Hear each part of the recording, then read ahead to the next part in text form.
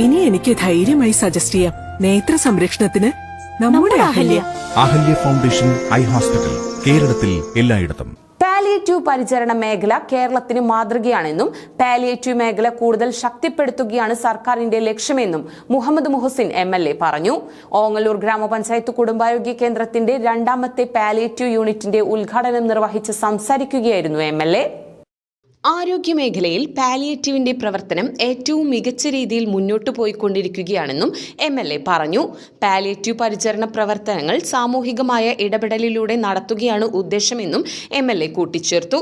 രോഗി മാത്രമല്ല, രോഗിയുമായി ബന്ധപ്പെട്ടുള്ള ആളുകളും സഹായം ആഗ്രഹിക്കുന്നവരാണ്. അവർക്ക് ചിലപ്പോൾ സാമ്പത്തിക സഹായമായിരിക്കില്ല, മാനസികമായൊരു സപ്പോർട്ട്, സാമൂഹികമായൊരു സപ്പോർട്ട്, ചിലപ്പോൾ ചില ഉപകരണങ്ങളുടെ ആവശ്യങ്ങൾ.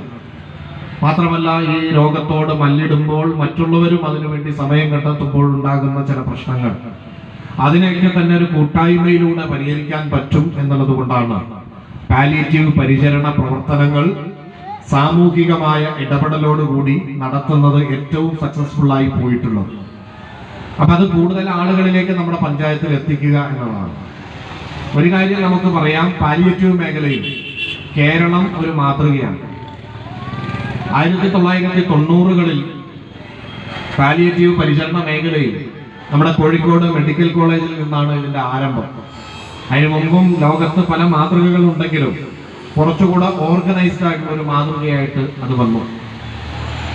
അത് അത്യാവശ്യം നന്നായി മുന്നോട്ട് പോയപ്പോഴാണ് വലിയ പ്രയോജനം ഇതുമായി ബന്ധപ്പെട്ട് കിട്ടുന്നുണ്ട് എന്നറിയുകയും നമ്മുടെ ഗവൺമെന്റ് അത് ഏറ്റെടുത്ത് മുന്നോട്ട് പോവുകയും ചെയ്തു.